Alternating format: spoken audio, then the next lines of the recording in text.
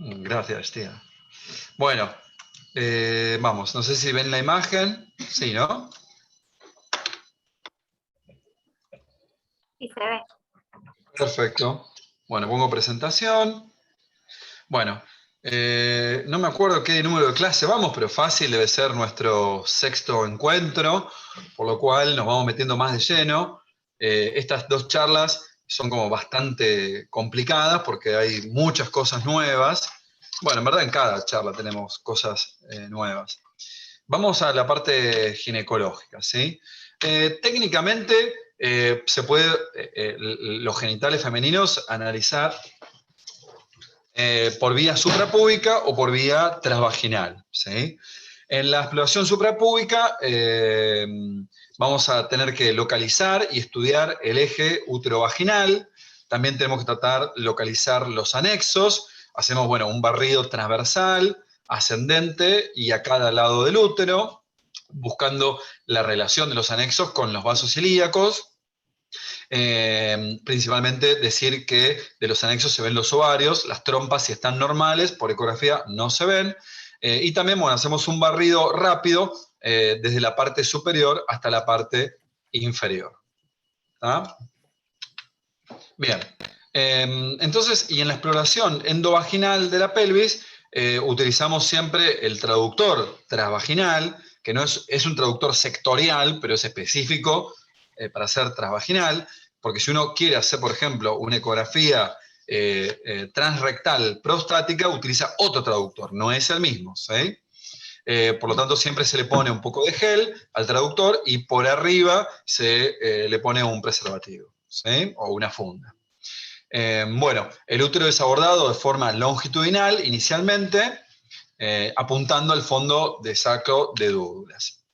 Y los ovarios se van a buscar en el sector comprendido entre el útero y los vasos ilíacos. En un plano sagital, entonces el deja el borde del útero y barre hasta descubrir, como le decía, la vena ilíaca externa, donde ahí en general encontramos los ovarios. Bien, por lo tanto, entonces, nuestra forma de entrar con un traductor transvaginal es con la marca del traductor para arriba, ¿sí? Por lo cual cuando entramos, lo que primero vemos es esta imagen. Siempre el paciente tiene que tener la vejiga vacía. La diferencia con la exploración ginecológica vía transabdominal, la vejiga tiene que estar llena. Entonces, la vejiga sería esto que está acá, esto chiquitito, ¿sí? Lo que está marcado acá como 2, y lo primero que nos encontramos cuando el útero está en anteroversoflexión, nos encontramos con el útero, ¿sí? Vamos a ver este video. Voy a bajar acá a esta señorita, ¿sí? Yo le voy, bueno, acá como les decía, el traductor está con la marca para arriba, se pone gel en el traductor, se le pone el preservativo y por arriba nuevamente gel, ¿sí? Bien.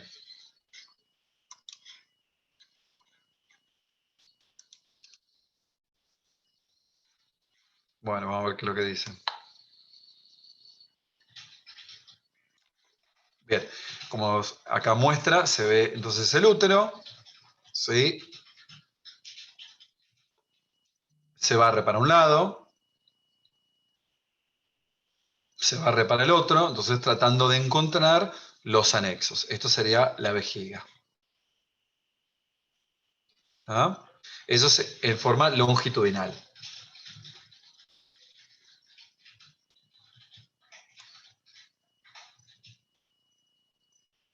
Bien. Cuando barremos hacia un lado, hacia el lado izquierdo, vemos de repente entonces que se ve acá un ovario, y bueno, y acá en este fantoma tiene un embarazo ectópico.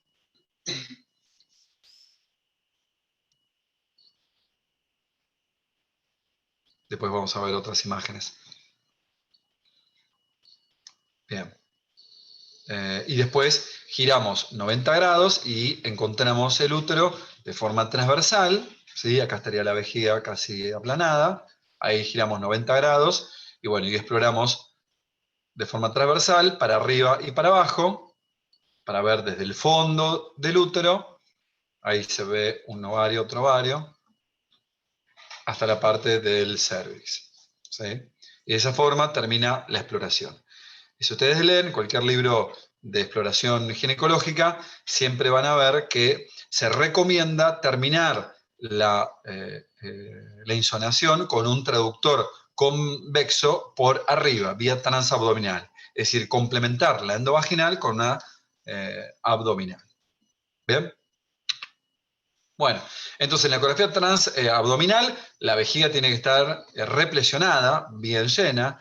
Hay una visión global de todos los órganos pélvicos y obviamente va a estar limitada esta ecografía en los pacientes obesos o cuando el útero está en retroversión. En cambio, la transvaginal es el gold standard para examinar la pelvis de la mujer. La vejiga sí o sí tiene que estar vacía.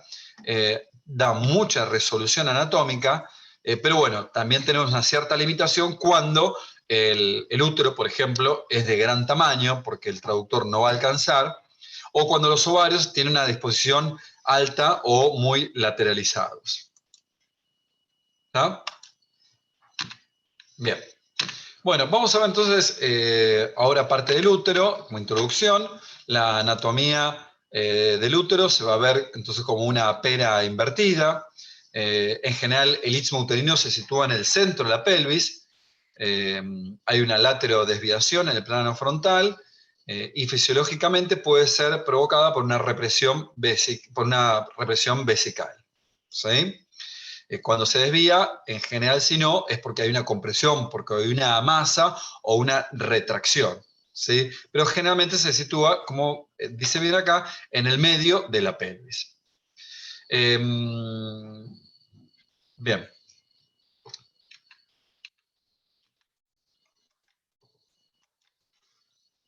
Las medidas del útero en las pacientes nuríparas más o menos tienen un diámetro longitudinal del OSI al fondo de unos 40 milímetros.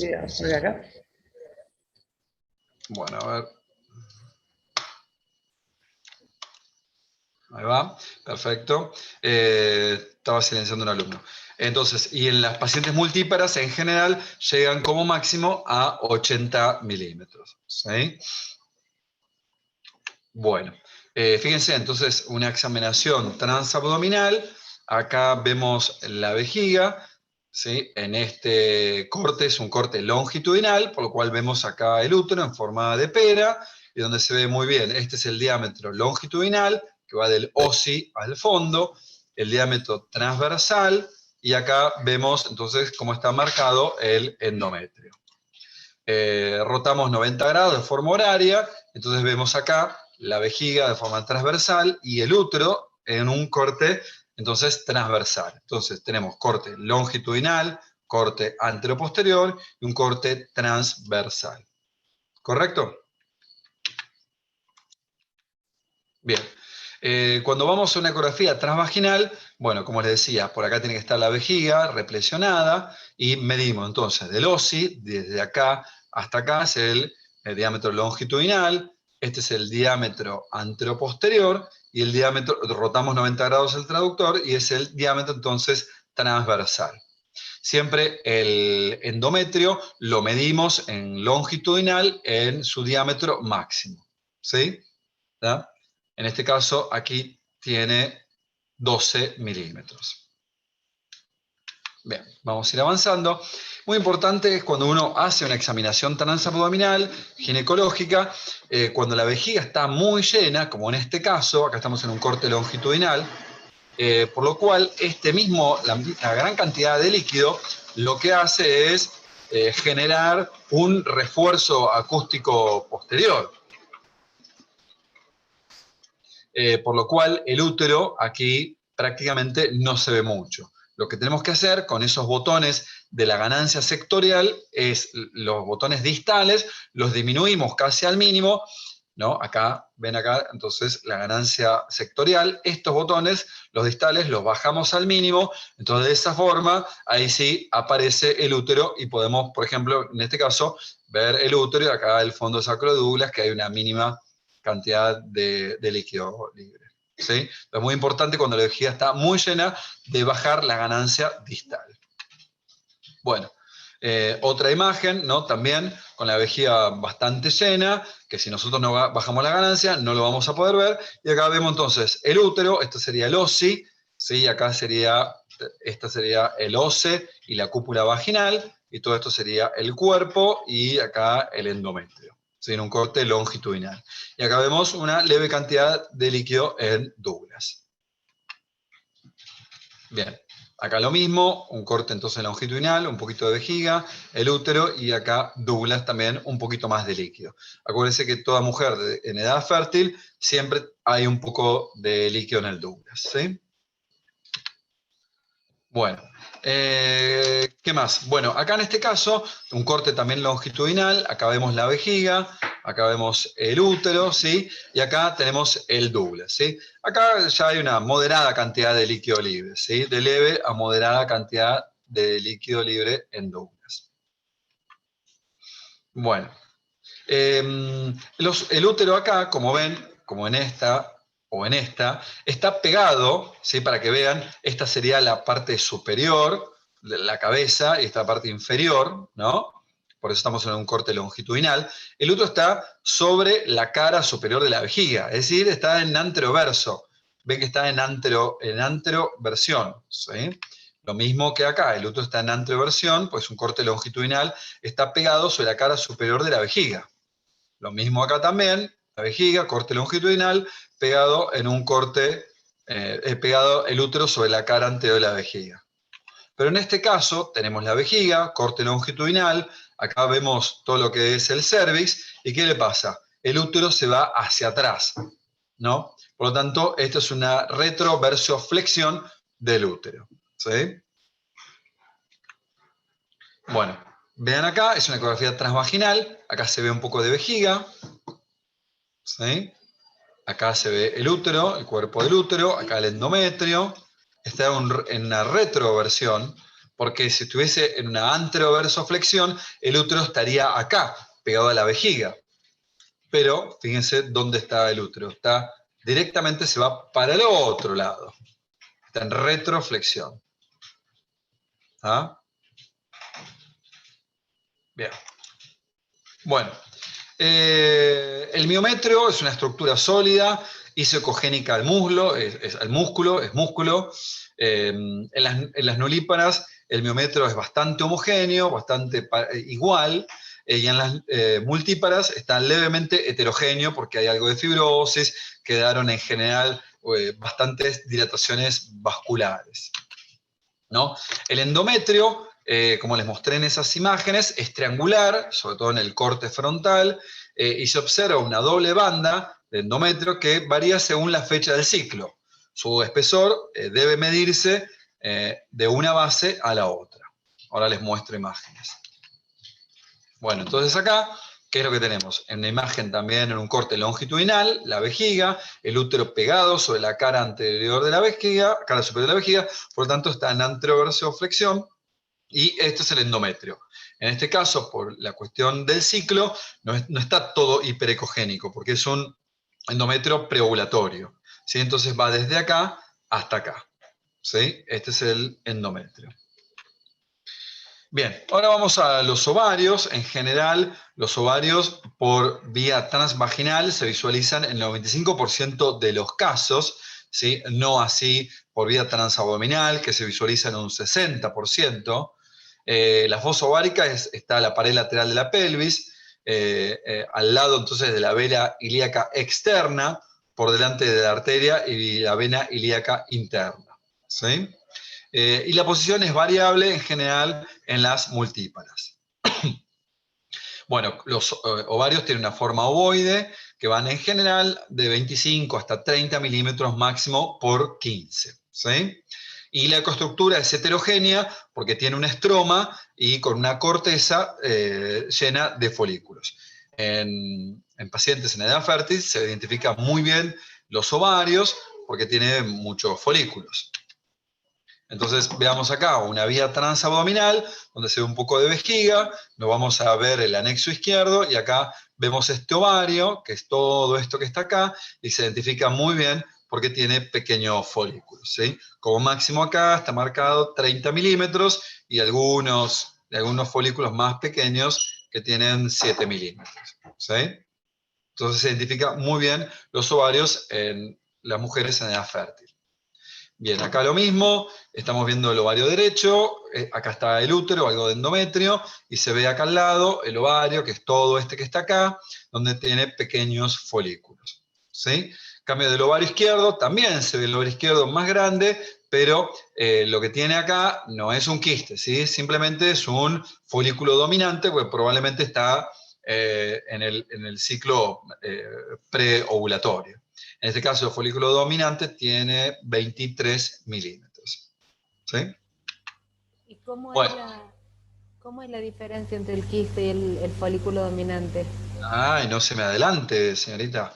Ya vamos a llegar ahí, ¿sí? Te lo contesto más adelante. Miren acá que bien se ve, ¿no? Una vejiga, ¿sí? Debe ser un corte transversal, yo creo, y se ve muy bien el ovario, ¿no? ¿Sí? Fíjense que hay un folículo chiquitito que nada, mide 10 milímetros, que es lo habitual, ¿sí? Bueno, ¿cómo se ve en la fase folicular o proliferativa? ¿Sí? El endometrio menstrual, en general es de 1 a 4 días, es apenas visible, es una línea muy pequeña, de 1 o 2 milímetros, y a veces se puede ver una pequeña cantidad de banda laminar anecogénica de sangre intracavitaria. ¿Sí? Cuando la fase empieza a ser proliferativa, ¿sí? La primera fase del ciclo, reaparece ya entonces una banda hiperecogénica y dos bandas hipoecogénicas, que sería el miometrio subendometrial, ¿sí? Que a través del miometrio subendometrial es cuando se vuelve a formar el endometrio. ¿Sí? Entonces, en general, al principio, en esta fase proliferativa, tenemos un endometrio chiquito de 4 o 6 milímetros, y después en la fase en el día 12 folicular ya es un endometrio grande. ¿Sí? El ovario, en la fase folicular o proliferativa, puede tener un par de folículos, pero ya cuando llega al octavo o décimo día, empieza a haber un folículo dominante, en general, más de 14, 15 milímetros. ¿Sí? Entonces, fíjense acá, entonces, cómo se aprecia, este es un ciclo ya menstrual inmediato, el endometrio es esta línea solamente hiperecogénica. Estas bandas hipoecogénicas que están acá al lado, no sé si las llegan a ver, esto que está acá y esto que está acá, es lo que se llama el miometrio subendometrial. O sea, esto es miometrio, no es endometrio. Si queremos medir solamente el endometrio, es esta banda blanca hiperecogénica. ¿Comprendido? Bien. Pasamos al periodo periovulatorio. El periodo periovulatorio, el endometrio, entonces empieza a tener una cavidad central y un endometrio hipoecogénico. Empieza a llamarse trilaminar. ¿Y qué pasa con el ovario? En la fase preovulatoria ya vemos un folículo dominante, seguramente de 20 a 25 milímetros. Posteriormente empieza a haber una rotura folicular, entonces hay una marcada disminución de este tamaño folicular, donde se aplana, se llena de ecos y puede haber un pequeñito derrame en la fosa ovárica o en el fondo del saco de Douglas porque este folículo dominante se rompió, ¿no? Entonces vamos a ver este endometrio trilaminar o el periodo periovulatorio. Así, aquí estamos. Entonces, si tenemos que medir acá, el endometrio es desde acá hasta acá. Es decir, tiene esta banda tricolor. Acá, acá y acá. Todo esto es el endometrio trilaminar del periodo ovulatorio. Y si nos fijamos y nos vamos, seguramente cuando vemos esta banda trilaminar, tenemos que encontrar un folículo dominante. ¿Sí? Entonces nos vamos a un ovario, ¿sí? Y ¿qué encontramos? Bueno, este diámetro importante, este folículo dominante, que llega hasta 27 milímetros. ¿Sí? Generalmente coincide con la aparición de este endometrio trilaminar de la fase ovulatoria. Bien. Acá vemos otro ovario. Si movemos un poquitito el ecógrafo, vemos de repente un folículo dominante de 21 milímetros. ¿Sí? O sea, no quedarse solamente con el ovario con una sola imagen, sino mover un poco de arriba para abajo, y bueno, y de repente apareció un folículo dominante. ¿Sí? Se puede describir, ¿no?, como folículo dominante de 21 milímetros. Bueno, después muchas veces, como les decía, podemos llegar pasado al folículo dominante y llegamos a la parte de donde se rompió el folículo y que podemos ver que todo esto es el ovario y de repente vemos, sí, un pequeño folículo dominante, pero ¿por qué digo pequeño y quizás probablemente ya roto? Acá tiene 22 milímetros, porque tiene ecos en su interior. ¿Ven? Esto es sangre, entonces probablemente este folículo era mucho más grande, debía tener 25 milímetros, y de repente se rompió, entonces aparece sangre en su interior, y a veces puede aparecer, como se ve acá, la banda periovárica de sangre de ese folículo que se rompió. ¿Se entiende? Así que esto seguramente es un folículo dominante que se acaba de romper. Bien, el endometrio posovulatorio, o llamada ya la fase secretora, el endometrio que tiene mucha acción ahora ya de la progesterona, esa triple línea empieza a transformarse en todo, se empieza a ser secretor, por lo cual se transforma el endometrio en una banda bien gruesa hiperecogénica. Y el ovario, bueno, persiste el cuerpo lúteo, que es un poco lo que les mostré recién. El cuerpo lúteo a veces se visualiza el folículo plegado, de paredes gruesas, que habla de un folículo dominante ya roto, ¿no? Entonces veamos la imagen. Esta imagen que yo les había mostrado al principio es justamente de la fase secretora del endometrio. Del trilaminar, de repente se vuelve bien, bien hiperecogénico.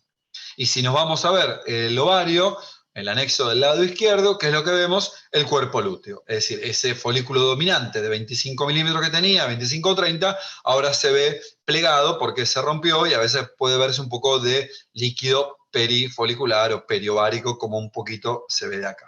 ¿Sí? Estas son imágenes transvaginales. ¿Sí? Bueno, ¿qué pasa con el climaterio? El útero se atrofia, empieza a haber calcificaciones de las arterias arcuatas, el endometrio vuelve a ser bien fino, en general no tiene más de 4 a 5 milímetros. Cuando ya tiene mayor o igual a 6 milímetros, ya es sospechoso el endometrio en las mujeres posmenopáusicas, ¿sí? Así que atento a esto, no es normal tener un endometrio de 6 milímetros. Los ovarios, así acá también se vuelven atróficos, miden menos que una uña, 2 centímetros, 1,5 centímetros. Generalmente todos los folículos ováricos empiezan a desaparecer. ¿Sí? Y ojo, si uno empieza a ver quistes de 5 centímetros, porque esto ya no es normal. Los ovarios ya se encuentran atróficos.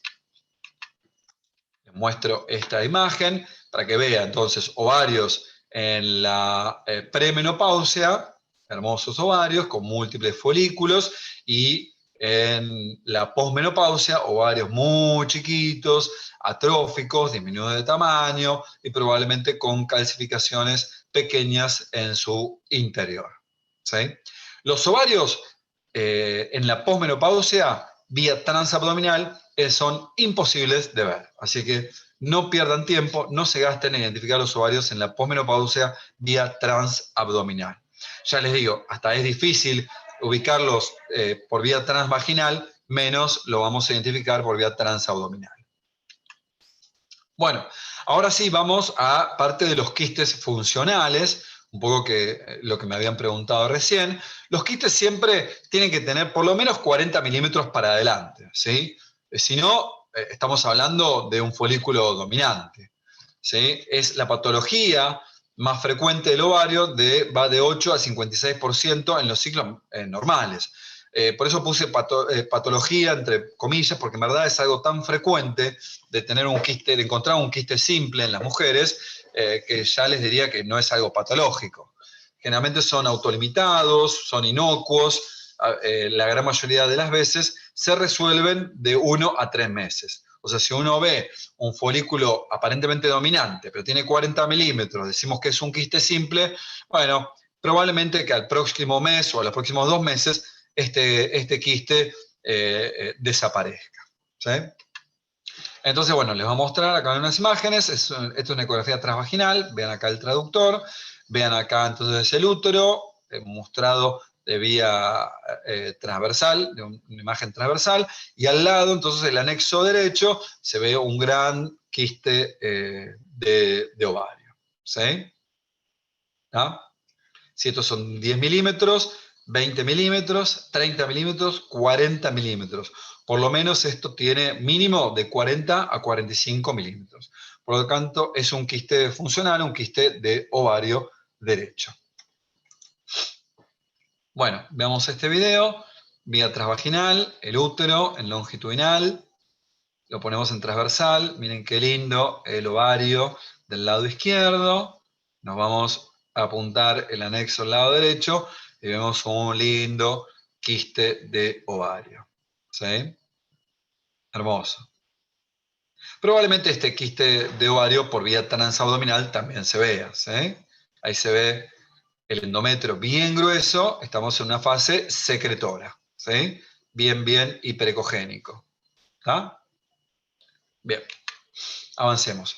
Vamos a los quistes no funcionales o no funcionantes, ¿no? Ellos también son mayores a 40 milímetros, que no varían con el tiempo, esto es decir, después de 2 a 3 meses persisten.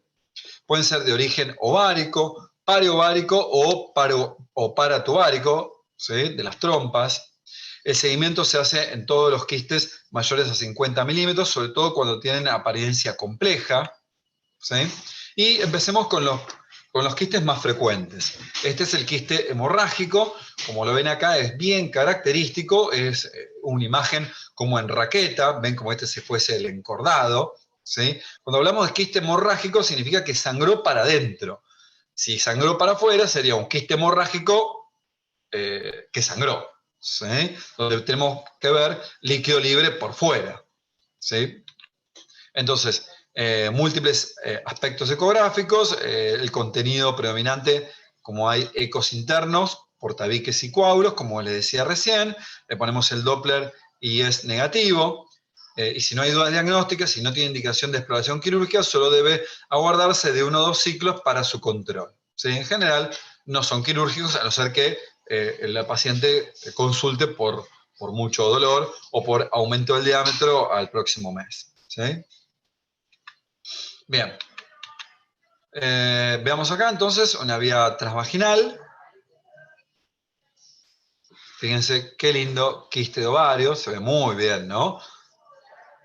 Muy diferente a lo que es el quiste simple. El quiste simple adentro tiene líquido, es anecogénico, ¿no?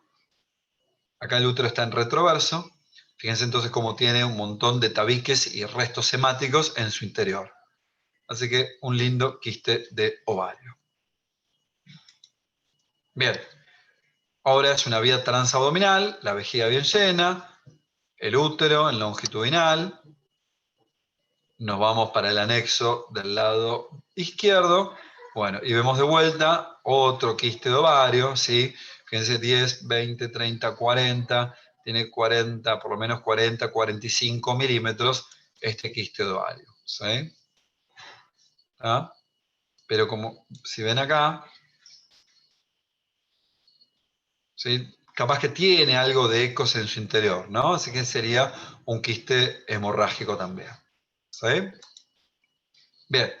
Vamos a los quistes, otro tipo de quistes, que son los quistes endometriósicos, ¿sí? Que también son redondeados, ovalados, las paredes quizás pueden estar más gruesas o irregulares, y en general ya también está mal definido en su interior, puede tener tabiques finos, ¿sí? Y en general el contenido es hiperecogénico.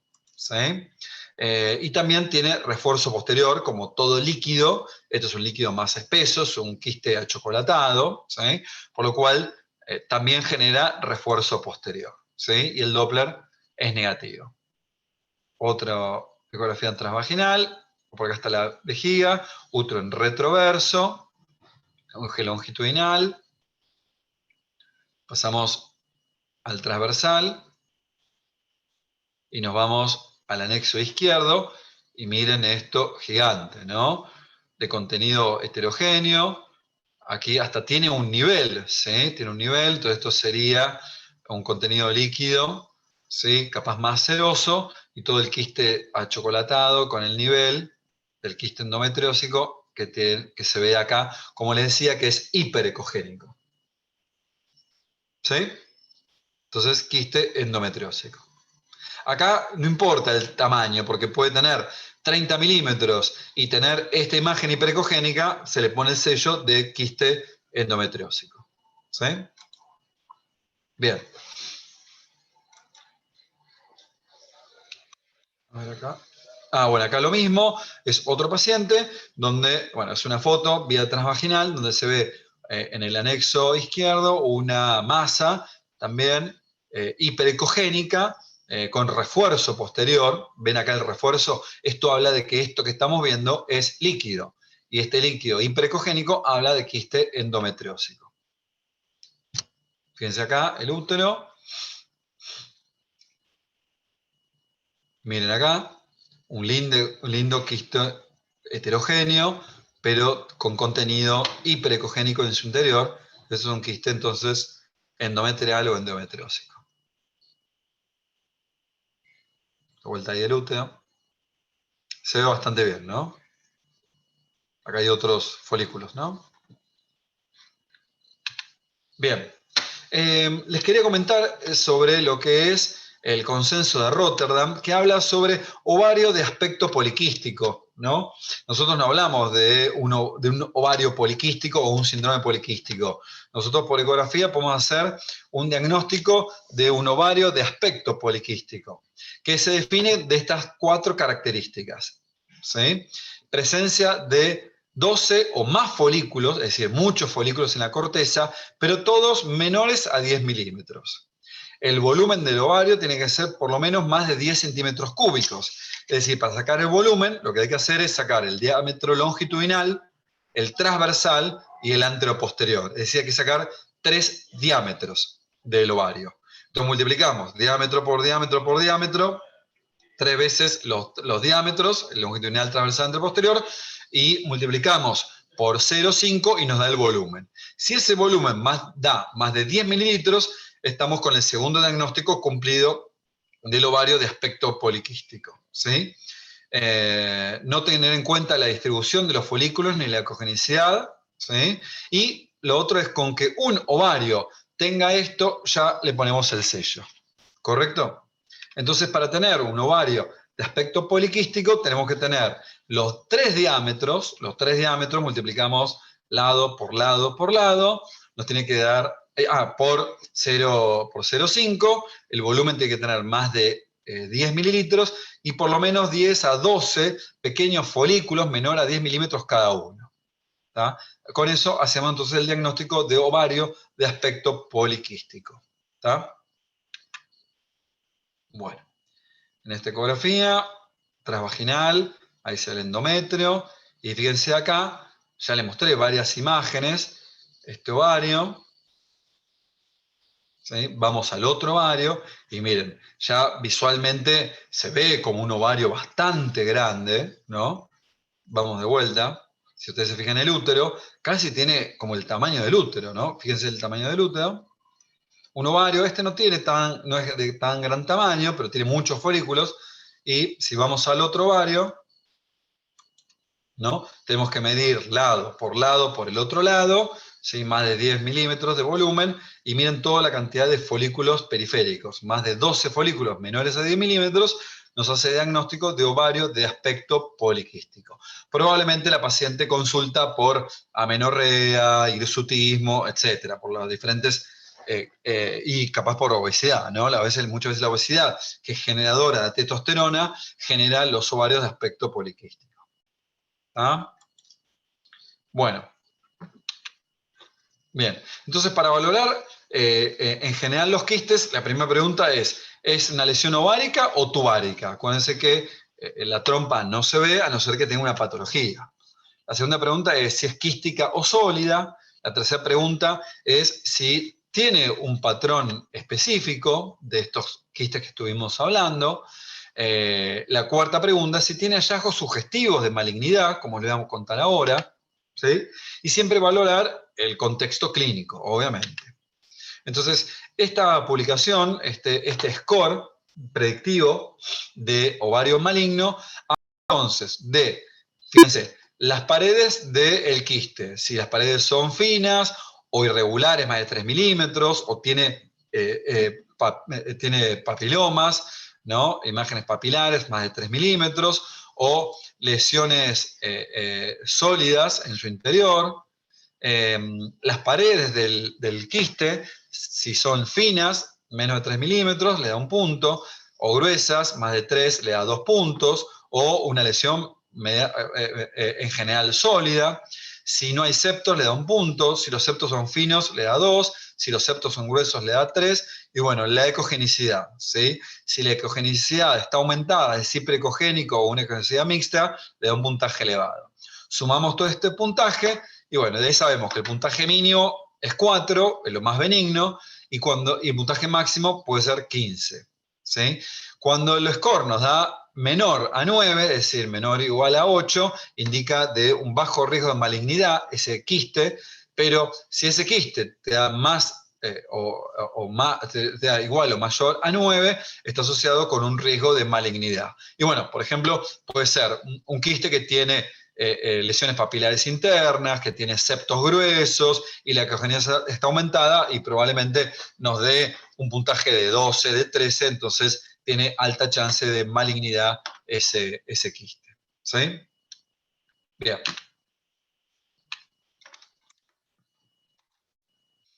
Bueno, esta es una chica de 12 años que acude por dolor abdominal de 24 horas de evolución localizado en fosa ilíaca derecha. No tiene fiebre, ni leucocitosis, ni otra clínica acompañante. Fíjense entonces acá cómo se ve el útero, probablemente en un corte transversal, y acá se ve entonces uno de los anexos, y ¿qué se visualiza? Entonces una gran imagen, ¿sí? No tenemos el tamaño, pero debe tener 40 milímetros, ¿no? Perdón, de 40 milímetros. Bueno, los micrófonos, por favor. Tiene, fíjense, tabiques, ecos en su interior, por lo tanto, esto es compatible con un quiste de ovario hemorrágico. ¿Por qué decimos quiste de ovario hemorrágico? Por toda esta imagen en raqueta, ¿sí? Y porque tiene más de 40 milímetros. Bueno, esta es una chica de 32 años, dolor en fosa ilíaca derecha, de 48 horas de evolución. Esta es una ecografía transvaginal, ¿sí? Vamos a ver de vuelta. El útero, acá en transversal, nos vamos al anexo del lado derecho y se visualiza muy bien esta imagen grande, redondeada, con refuerzo posterior, ecos y tabiques en su interior, compatible con un quiste hemorrágico. ¿Ah? Ahí está el endometrio que se ve muy bien. Bueno, de fácil visualización. Esta es una mujer de 19 años que acude por dolor abdominal continuo y no tiene fiebre, ¿no?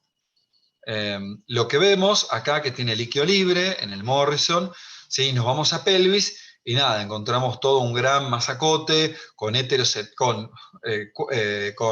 ecos heterogéneos en su interior, hasta no se identifica bien el útero, ¿sí? Acá, ¿qué es lo que tenía? Abundante líquido libre, pero en el Douglas ya se había organizado, por lo cual probablemente esto es un quiste hemorrágico de ovario roto, ¿sí? Por lo cual hubo que hacerle una laparoscopía y había un hemoperitoneo masivo y coagulación de todo el ovario izquierdo, ¿sí? Así que fíjense que a veces no se ve del todo bien, sobre todo cuando tiene un tiempo de evolución, ¿sí? Tenía, creo que, no sé si 3 días de evolución, el dolor en pelvis, entonces se organiza toda la sangre y se ve de esta forma heterogénea. Entonces, esto era un quiste hemorrágico, un quiste de ovario hemorrágico roto. Bueno, y uno de los últimos quistes, llamados quistes dermoideos, o si no, teratomas. Bueno, teratomas porque procede del griego, que significa un tumor monstruoso, ¿sí? Son tumores de células germinales, donde vienen de las 3 capas del embrión, es decir, del endodermo, mesodermo y ectodermo, ¿sí? Es un tumor de células germinales que tiene en general, son todos benignos, que se le llama teratoma maduro, pero también hay una forma cancerosa, maligno o inmaduro, teratoma inmaduro, muy poco frecuente, ¿sí? El teratoma maduro es el tumor de ovarios germinales más frecuentes, es benigno, y bueno, aparece desde pacientes de 14, 15 años de la adolescencia hasta pacientes de 50, 55 años, ¿sí? Bueno, ¿por qué se denomina quiste dermoideo? Debido a que tiene características del revestimiento que se asemeja a la piel, y lo típico de estos quistes es que tienen parte ósea, tiene pelos, a veces tiene dientes, y créanme que es así. Le voy a mostrar unas imágenes. Fíjense este video. Acá está el útero, ¿no? Y se ve esta imagen del anexo izquierdo, donde, bueno, es una imagen bastante grande, de aspecto heterogéneo, que es lo que tiene, una imagen bien hiperecogénica, pero sabemos que esto es calcio. ¿Por qué? Porque tiene sombra posterior. Por lo cual estamos frente a un teratoma bastante grande, ¿no? Los teratomas en general, como son benignos, se controlan, pero cuando aumentan tamaño o duelen, se sacan. Bueno, también les muestro otro enorme teratoma, dolor en la pelvis. Los médicos de guardia le habían hecho una ecografía el día anterior y les parecía que tenía un globo vesical, ¿sí? Porque vieron esto, ¿sí? Pero no, realmente no era la vejiga, sino esto era un gran quiste dermoideo. ¿Y por qué digo que es un teratoma, un quiste dermoideo? Porque adentro tenía un montón de pelos. Todo esto que se ve acá, estos filamentos, eran pelos. Miren el video. ¿Lo ven? Hermoso quiste dermoideo. ¿Sí? Bien. Vamos a la parte de miometrio, ¿sí? Sobre todo los que son los miomas, son muy frecuentes, son masas sólidas, hipoecoicas, son más bien oscuras, de tamaño variable y ubicación también variable. Y a veces también pueden tener calcificaciones. Los sarcomas son masas sólidas, ya heterogéneas, de bordes menos definidos y habitualmente con un patrón marcado, sobre todo con el Doppler. Los miomas tienen Doppler negativo, ¿sí? Los sarcomas son poco frecuentes de ver y bien heterogéneos, ¿no? Los miomas o los fibromas, como dicen los pacientes, ¿no? Tengo un fibroma. Bueno, hay de localización intramural o subserosos, que estos son los que realmente sangran, o, perdón, los submucosos, que son los que sangran, o los subserosos que deforman el borde del útero, ¿no? Bueno, acá les muestro varias imágenes. ¿Sí? Acá se ve entonces el útero de forma longitudinal, acá algo de endometrio, y acá se ve entonces más bien hipoecogénico, un pequeño mioma de 22 por 23 milímetros. Este mioma es intramural, ¿sí? Cambio acá, este mioma, lo mismo que se ve acá, ¿no? Más hipocogénico y algo con sombra, por lo tanto puede ser que esté calcificado, pero está dentro o tocando el miometrio. Por lo tanto, este mioma que se ve acá es un mioma submucoso, ¿sí? Mioma submucoso, mioma de localización intramural. Bueno, también los miomas pueden ser más bien heterogéneos. Esto es todo del útero, es una ecografía transabdominal, y se ve acá adentro una imagen, ¿no? Más bien heterogénea. Acá lo que hay que descartar que esto no sea un sarcoma, ¿sí? Porque como les decía, los miomas son en general hipoecogénicos, ¿sí? Bien, una imagen transvaginal. Y fíjense entonces, acá está el útero, y se ve una gran imagen acá hipoecogénica del mioma. Ven acá, es hipocogénico, un mioma subseroso, ¿sí? Ven cómo deforma todo el útero hacia afuera.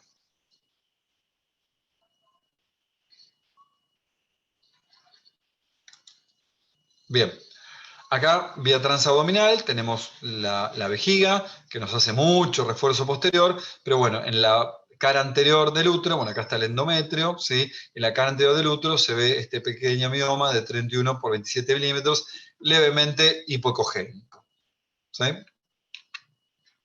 Bueno, y acá hay un mioma subseroso, perdón, acá hay un mioma subseroso, fíjense que acá está el útero, ¿sí? Y por fuera, de forma el borde del útero, fíjense cómo se ve bien, bien hipoecogénico, ¿no? El mioma subseroso. Una imagen, una ecografía transvaginal, donde se ve el endometrio. Epa, acá ¿qué pasó? ¿Se da la vejiga? No, acá en el anexo izquierdo tiene un gran quiste simple, ¿no? Porque no tiene ecos en su interior. Por lo tanto, este paciente tenía un quiste simple en el anexo izquierdo y un mioma, para que lo vean de vuelta, un gran mioma, acá lo ven, que está dentro como del endometrio, ¿ven? Un mioma subseroso, ¿sí? Perdón, submucoso. Mioma submucoso con un quiste simple del anexo izquierdo. Bien. Otra ecografía transabdominal, donde vamos a pelvis y vemos todo esto enorme, enorme, una gran masa, y de repente vemos algo de útero normal, ¿sí? Y algo tiene el útero, se ve acá, chiquitito, un saco gestacional. O sea, fíjense, ahí nos tuvimos que alejar bastante, un enorme mioma subseroso, enorme, con una gestación del primer trimestre, ¿sí? Bueno, y para ir terminando, les quería mostrar los DIU, es algo frecuente de ver. En esta imagen longitudinal, vejiga, este es el útero, y el DIU se ve de esta forma, bien hiperecogénico, que genera bastante sombra posterior. Acá el endometrio no lo podemos ver. Y lo que es interesante es siempre medir a cuánto del fondo se encuentra el dispositivo intrauterino, y sabemos que para que esté dentro de todo, dentro de la cavidad endometrial, no tiene que estar a más de 20 milímetros del fondo uterino. Si está a más de 20 milímetros, acá debe estar a 5, acá debe estar a 10, es decir, si se encuentra acá a no sé, a 25, 30, el DIU está descendido, es decir, hay que sacarlo, hay que retirarlo, ¿no? Cumple la función. Acá, ¿no? Se ve muy bien acá el dispositivo intrauterino por vía transabdominal. Medimos de acá hasta acá y tiene que dar menos de 20 milímetros. ¿Sí? Este sería el OSI, la cúpula vaginal. Bueno, fíjense acá qué es lo que pasa. Miren, otro paciente, ¿no? No es lo mismo. Acá la cavidad uterina, el endometrio por acá adentro, pero en el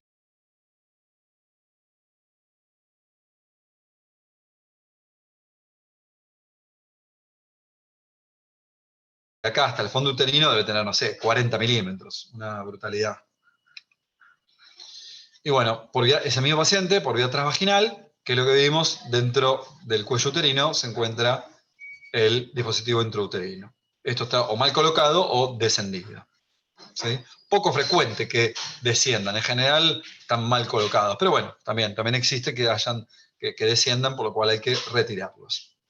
Ven cómo se ve la sombra posterior, ¿no?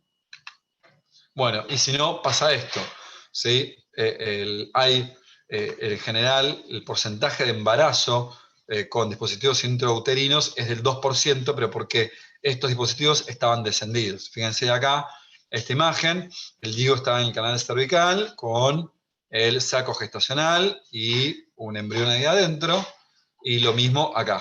Por vía transvaginal se ve el dispositivo intrauterino a nivel endocervical y un saco gestacional. ¿Sí? Así que atente a esto, chicas que tengan dispositivo intrauterino, a controlarse una vez al año por lo menos.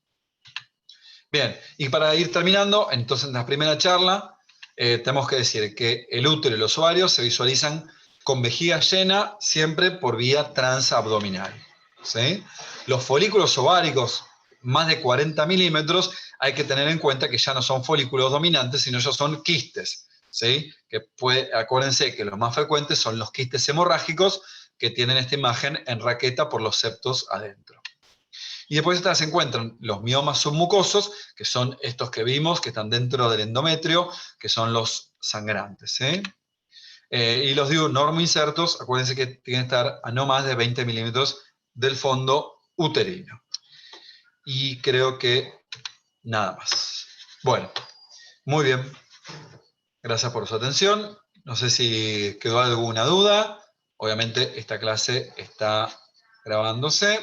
La vamos a detener.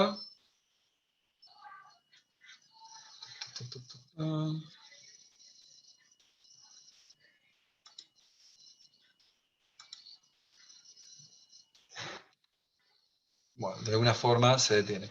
¿Hay alguna pregunta?